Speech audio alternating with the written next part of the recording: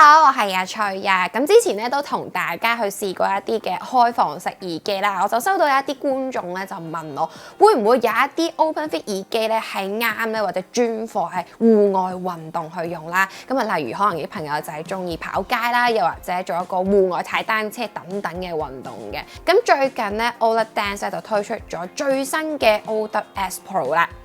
嗱，我就咧用咗呢一個耳機一段時間咧，就發現咧有一啲條件咧都幾啱大家嘅要求㗎喎，所以即刻就同大家分享一下啦。首先同大家講講佢嘅外表先啦，拎咗上手咧，大家可以見到咧，佢就好似一個 P 字咁樣嘅，咁頭啦同埋尾部咧都係比較聚手嘅，咁中間呢個位置咧就比較幼身咧，就係用咗鈦金屬去做啦，咁所以佢會有一定嘅彈性啦，方便大家微調一下耳機嘅開合度嘅。咁令到佢咧更加貼近耳仔啦，冇咁容易跌出嚟嘅。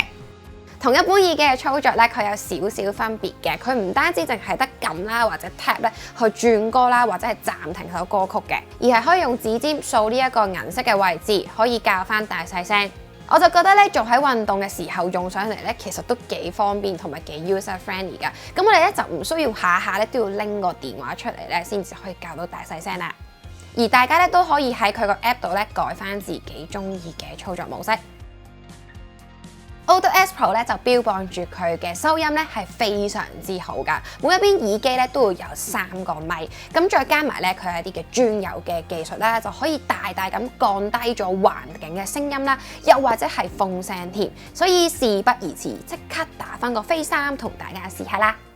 好啦，咁而家咧我就試緊 Older Dance 呢個 Older S Pro 嘅耳機咧，通話嘅時候咧個音係點樣啦？嗱，唔知大家聽緊睇緊我嘅片時候咧，就覺得佢如何咧？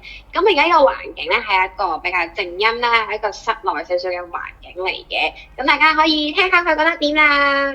咁另外咧，其實有時我哋做運動啦，特別可能大家會跑街咧，又或者係會踩單車嘅時候咧，應該會成日咧有一啲風聲出嚟噶嘛。但係咧有風聲嘅時候，同朋友講電話咧，應該會有啲難度啦。不論係收音嗰個啦，還是聽嗰個咧，都會覺得有啲困難嘅。所以咧，我今次就會用風筒啦，模擬一下出面街一啲嘅風聲，睇下你哋覺得咧個音效係點樣啦。嗱，我而家咧就開住咗個風筒啦，但我冇正式咁樣吹去個耳機嗰度嘅。大概而家咧就係2檔嘅一個嘅風力嚟嘅。咁啊，大家聽下，聽唔聽到我講嘢先？咁你都可以試下咧，不斷去左右啦，模擬翻我哋有唔同嘅風聲啦。大家仲聽唔聽到我講嘢咧？嗱，啱啱咧俾咗幾下咧，我冇出聲嘅時候咧。睇下聽唔聽到一個風筒嘅風聲啦，而家咧我 keep 住講嘅，亦都會有風聲繼續喺度進行緊嘅。咁我相信咧，其實有風聲嘅情況下咧，你哋應該都會聽到我講嘢㗎。話明係運動耳機就梗係要邊做運動邊試啦。嗱，我打拳嗰陣咧，因為轉動嘅動作咧比較多啦，我知今日度咧個耳機咧就未去到好貼耳仔嘅，有少少擔心咧，如果我再動作大一啲咧，佢可能有機會會甩出嚟啦。咁反而咧，我就試埋呢個開合跳咧，就覺得佢上下跳動嘅時候咧，相對地咧就比較穩陣喎。嗱，換句話講，如果我哋去跑步的話咧，或者做一啲係頭部比較少啲轉動嘅運動咧，就應該係冇問題噶啦。嗱，好多人咧都會好擔心咧開放式耳機嘅音質會唔好啦。咁而 Older S Pro 咧都知道有呢一個問題，大家會擔心噶啦，所以咧佢都落咗唔少苦功喺呢一方面噶。佢配置咗23×10mm 嘅雙層喇叭單元，音質咧我自己覺得咧係比較飽滿啦，同埋實正嘅，而人聲咧亦都會更加 details。如果大家咧想喺聽歌嗰陣咧，想個聲咧更加集中的話咧，可以開咗你嘅手機 app 啦。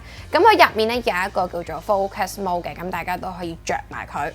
嗱，佢可以話咧係一個輕量版嘅降噪模式啦。咁其實你用嘅時候咧，我自己覺得啦，如果搞翻一啲比較細聲嘅時候咧，就會更加明顯嘅。個感覺咧有啲似咧，就係有一個罩笠咗喺你嘅耳仔附近啦，咁就聽得個音樂咧係比較集中嘅。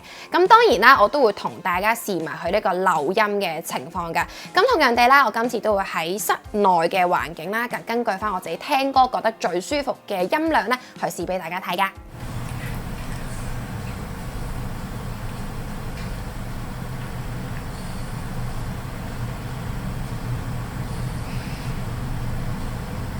另外啦，佢都加入咗一個叫做 multi-point 嘅功能啦，咁變相咧，我哋想轉換一啲嘅裝置去聽歌咧，就會更加方便啦，唔使好似以前咁要先斷咗裝置 A 再連接翻去裝置 B 咧，先至可以聽得到歌嘅。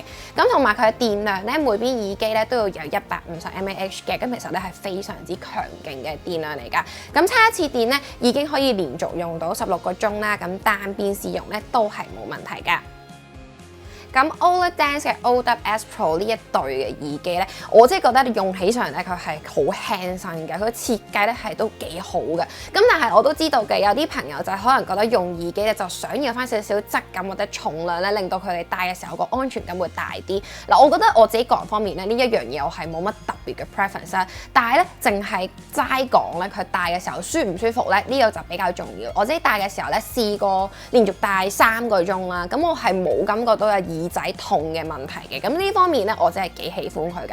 咁第二樣嘢咧就可能有啲朋友就係都追求音質方面啦。咁 OpenFit 嘅耳機相對嚟音質喺市面上嚟講就未話有好多好出色嘅耳機，咁但係呢一對嘅耳機咧佢音質方面咧的確係有佢哋嘅保證嘅。咁所以如果中意運動嘅朋友仔又好想運動嘅時候聽到一個好高質素嘅音樂嘅話咧，呢一對咧就應該係你哋考量嘅耳機嚟㗎啦。嗱，咁條片咧就去到呢度啦。中意條片我記得俾個 like，再分享俾你朋友，記得 subscribe 翻我嘅 YouTube channel。我哋下條片再見，拜拜。